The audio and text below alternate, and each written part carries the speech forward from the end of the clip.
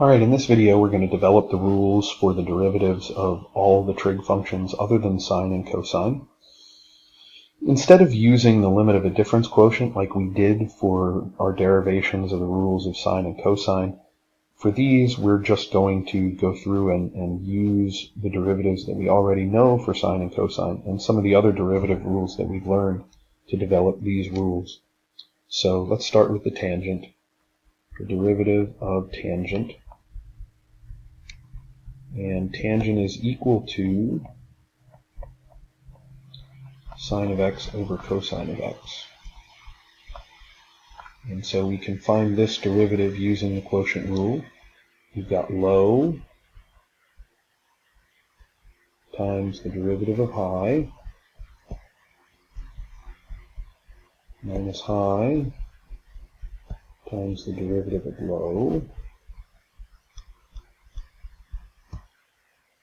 all over low squared, which is cosine squared of x. And so this is cosine of x times cosine of x minus sine of x times negative sine of x all over cosine squared, which becomes cosine squared of x plus sine squared of x all over cosine squared of x. And from our Pythagorean identity, we know that cosine squared plus sine squared is 1. This is 1 over cosine squared. And since 1 over cosine squared is secant,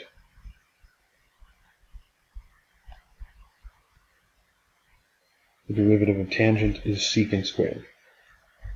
Alright, we'll do the same thing with cotangent.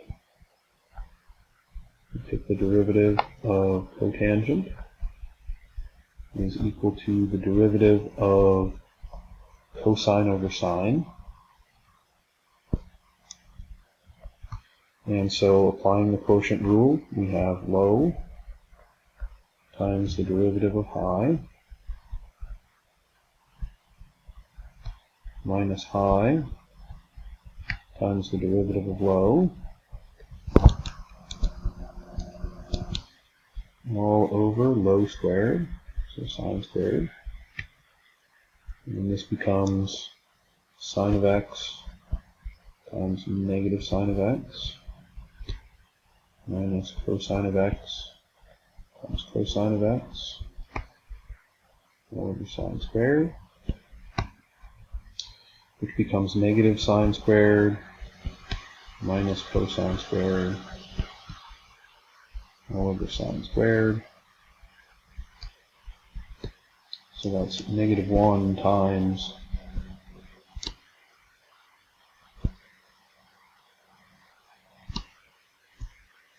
lost my pen there for a second. Sine squared plus cosine squared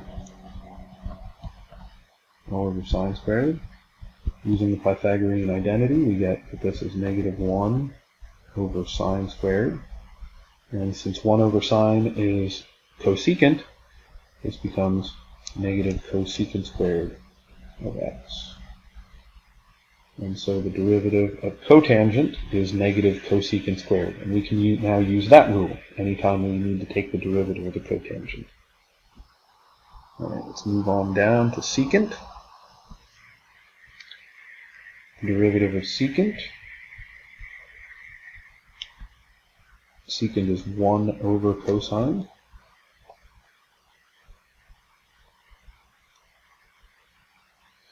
And so we apply our quotient rule. That's low times the derivative of high, the derivative of 1, which is 0, minus high times the derivative of low, the derivative of cosine is negative sine, all over low squared. And this simplifies to sine of x over cosine of x, pardon me, over cosine squared of x, which I can split into 1 over cosine times sine over cosine, and then replace both of those with what they're equal to in terms of fundamental trigonometric functions. 1 over cosine is secant, of x, and sine over cosine is tangent of x. And so the derivative of secant of x is secant of x, tangent of x. Alright, and lastly the cosecant. Derivative of cosecant. Cosecant is 1 over sine.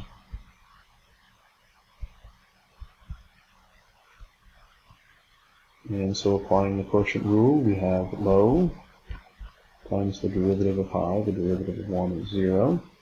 Minus 1 times the derivative of sine, which is cosine, all over sine squared. So this is negative cosine of x over sine squared of x.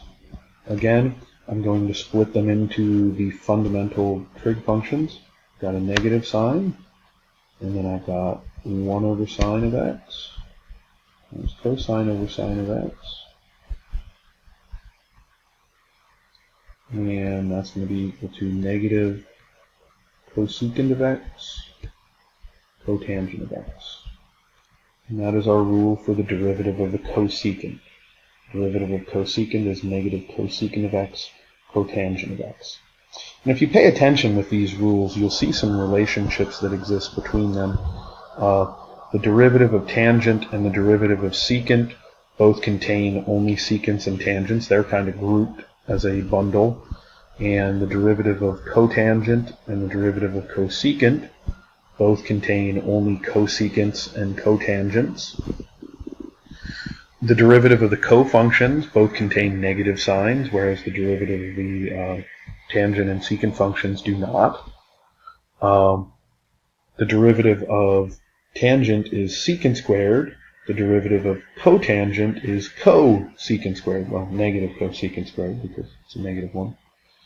The derivative of secant of x is secant tangent, whereas the derivative of cosecant is based off of cosecant cotangent.